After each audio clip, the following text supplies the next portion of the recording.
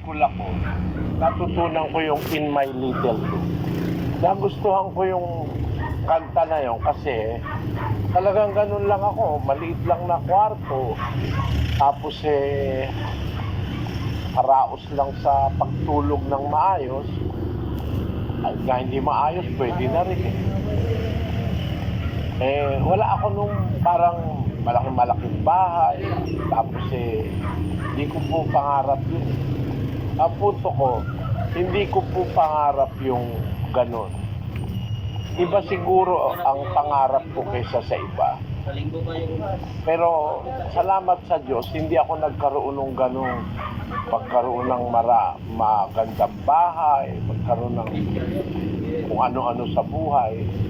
Pero ako po ay nagpapasalamat sa Diyos na natutuhan ko yung aral na nasa Biblia. Gusto ko ma-share sa iba, lalo na yung mga tao na busy talagang pagka sa Diyos, mahirap mong yayain. Ako busy ka ako sa trabaho, busy ako sa paraing busy Pero tanungin mo kung ano na ang kalagayan ng kanilang pananampalataya, wala silang kasiguraduhan. Nagpapakita lang ng katotohanan, ang tao, bibihira po yung naghahanap ng Diyos. Yun ang pangunahin nating katungkulan sa buhay. Ginawa niya sa isa, 17:26, kapatid na Daniel hanggang 27. At ginawa niya sa isa ang bawat bansa ng mga tao upang magsipanahan sa balat ng buong lupa na itinakda ang kanilang talagang ayos ng mga kapanahunan at ang mga hangganan ng kanilang tahanan upang kanilang hanapin ang Diyos. Baka sakaling maabuhat nila siya at siya'y masumpungan, bagaman hindi siya malayo sa bawat isa sa atin. Sapagkat sa Kanya tayo'y nangabubuhay at nagsisikilos at mayroon tayong pagkatao. So, kung napansin nyo, sa Kanya tayo nangabubuhay. Kung hindi tayo binubuhay ng Diyos, hindi naman tayo mabubuhay. Sa Kanya tayo nabubuhay. Sa Kanya tayo nagsisikilos at mayroon tayong pagkatao. Kaya nga, ginawa niya ang tao para manahan sa balat ng buong lupa upang kanilang hanapin ang Diyos. Obligasyon po nating hanapin ang ating manlalalang. Sa English, kapatid na Daniel, that they should seek the Lord, if haply they might feel after Him and find Him, though He be not far from every one of us. Ayun. Ang ating obligasyon, hanapin natin ang Diyos. Hindi man siya malayo sa atin paghahanapin natin siya. Kaya lang, yung hindi naghahanap, malayo talaga sa kanila. Pero kung naghahanap ka, makikita mo siya Sapagkat sabi ng Diyos, masusumpungan ako ng mga naghahanap sa akin. Salita ng Diyos yun. At sa kanyang pagmamahal, kuminsan, hindi ka man naghahanap, masusumpungan mo pa rin siya. Sabi dun sa aklat ng Isaiah. Kaya po, obligasyon nating hanapin ng Diyos. Kung nakakaramdam kayo, kaya kayo bumabalik dahil parang gusto nyo yung kabutihang naririnig nyo, gusto nyo magbagong buhay, gawa ng Diyos yun sa atin. Sabi sa Biblia, Diyos ang gumagawa sa inyo maging sa pagnanasa at sa paggawa ayon sa kanyang mabuting kalooban. At yung sinasabi sa 2:4 na una nating binasa, hindi mo baga at nalalaman ng wika, ang kabutihan ng Diyos ay siyang umaakay sa iyo sa pagsisisi. Kaya kung halimbawa nagkakaroon na tayo ng ganong mga damdamin, parang nagsisisi tayo, gusto na nating magpakabuti, gawa ng Diyos yun. Huwag niyo po yung baliwalain, mga kapatid. Pagbigyan natin ng Diyos sa buhay natin, bumalik kayo araw-araw na may pag-aaral tayo para matutunan po ninyo yung salita ng Diyos. Umpisa natin ngayon ang ating paksa. Meron po akong babasahin sa inyong talata. Ito pong talatang ito, magpapakilala sa inyo kung ano kayong klaseng tao. Hindi ko po kayo hahatulan, wala akong karapatang humatol. Ang Panginoon lang ang makakahatol sa atin kasi alam niya ang ating kalooban. Pero sa babasahin kong mga talata, mga kapatid, makikilala nyo kung ano ba kayong klaseng tao.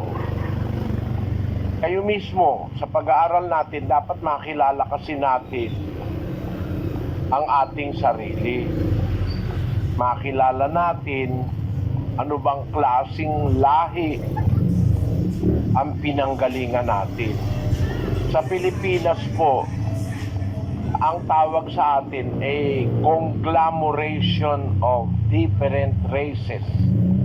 Sa Japan po, nung araw, bago mag-World War II, halos ang Japan intact.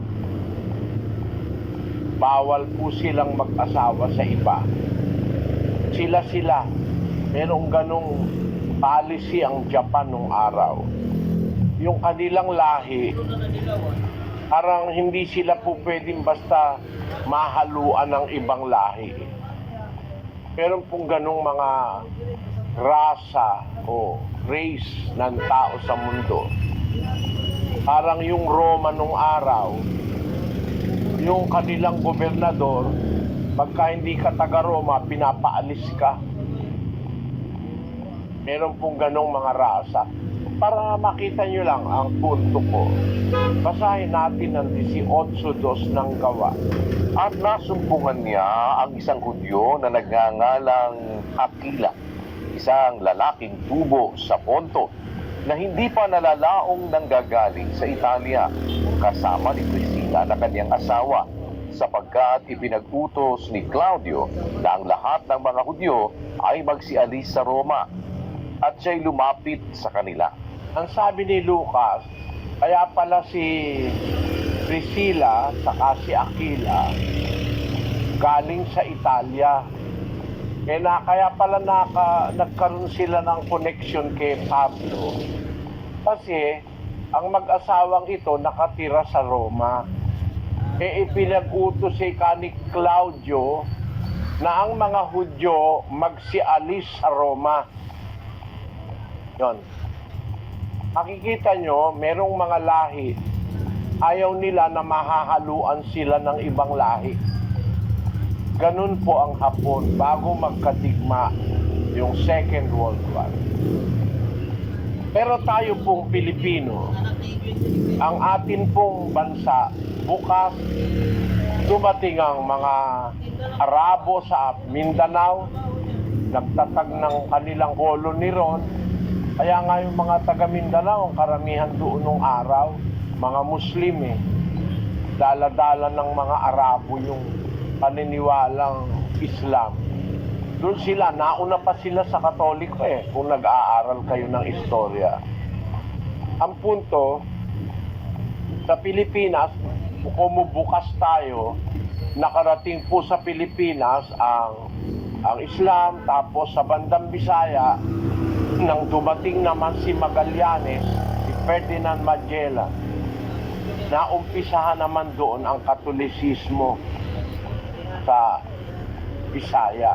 Actually, nag-umpisa sila doon nung maglanding ang crew ni Magellan doon sa Mactan, sa Cebu.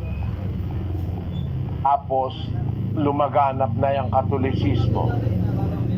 Sa Luzon, walang pumunta walang nauna Ang punto ko, mga kapatid, sa Luzon, may nakarating ditong lahi ng mga Hudyo Nung pinag-usig ang mga Hudyo ng mga Aliman, may nakarating po rito sa Luzon na lahi ng mga Hudyo. Tinanggap sila ni Presidente Manuel Quezon. Mahigit na 1,000 Hudyo ang pinapasok ni Presidente Quezon. nung itaboy ng mga Aliman ang mga Hudyo sa Europa, dito sila nakakita ng pagsalubong. Eto, sandali lang po ito. Tingnan nyo. The 1930s were a dark time in Europe. The Nazi Party steadily moving toward the final solution of what they called their Jewish problem. Stormtroopers swept across Germany and Austria, burning synagogues, smashing and looting Jewish businesses. Jewish families quit their jobs, packed up their belongings, and fled for their lives. Many, even most, found there was nowhere to go. Nation after nation closed their borders. On the other side of the world, however, one nation opened its doors.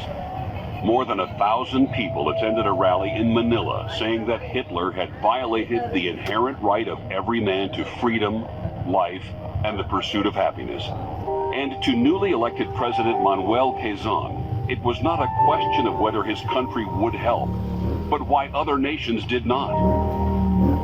Other countries perhaps did not think it that important. I don't presume to say. But I know that Dad had the moral courage to do it because he believed in the sanctity of human life and the right of people to live life as they believe they should. President Quezon showed the highest cards when he said simply, "It's the right thing to do." In the end, a deal made over poker, bourbon, and cigars would mean escape for over 1,300 European Jews. Most Filipinos are familiar with Schindler's List. Very few Filipinos know that Quezon was in his own way kind of Schindler. Saying that the Filipinos would be glad that when the time of need came, their country was willing to extend a hand of welcome, Quezon opened his country and even a portion of Marikina, his private estate, to the desperate refugees. And the second mail, we got an announcement, a letter that said you've been accepted for a position in the Philippines. We went to the Kita Philippines. nyo, mahigit na 1,300 Hudyo ang pinapasok ni Presidente Quezon sa Maynila noong 1930, bago ang Second World War. Kaya may nakarating na lahing Hudyo dito sa Pilipinas. Tayo pong mga Pilipino, halo-halo na tayo ngayon. Meron tayong lahing Hapon, meron tayong lahing Malaysian, meron tayong lahing Chinese, meron tayong lahing Amerika, meron tayong lahing Hudyo. Kung ano-ano na po ang pinag-ugatan natin.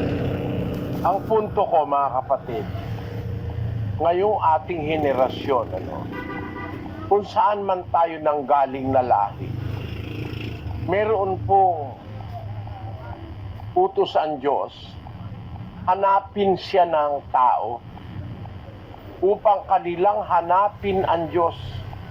Baka sakaling maapuhap siya at siya'y masumpungan, bagaman di siya malayo sa bawat isa sa atin.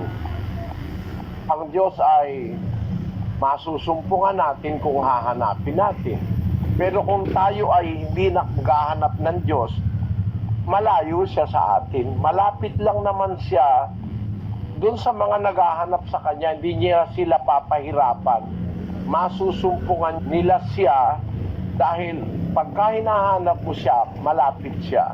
Pero pagka hindi ka naghahanap ng Diyos, malayo ka . Basahin natin ang 2 kapatid na Daniel. Kaya nga alalahanin ninyo na kayo noong una, mga hintil sa laman, tinatawag na di pagtutuli, niyaong tinatawag na pagtutuli sa laman, na ginawa ng mga kamay. Na kayo ng panahong yaon ay mga hiwalay kay Kristo, na mga di kabilang sa bansa ng Israel, at mga taga-ibang lupa tungkol sa mga tipan ng pangako, na walang pag-asa at walang Diyos sa sanglibutan. Ayun, sabi ng Apostol Pablo, merong mga tao, kagaya ng mga taga-Efeso nung araw, nung panahong iyon, hiwalay kayo kay Kristo, hindi kayo kabilang sa bansa ng Israel, taga-ibang lupa tungkol sa tipan ng pangako, na walang pag-asa at walang Diyos sa sanlibutan. Pero mga tao malayo sa Diyos eh. Tapos sa 13, Datapwat ngayon kay Kristo Jesus, kayo na noong panahon ay nalalayo, ay inilapit sa pamamagitan ng dugo ni Kristo. nung panahon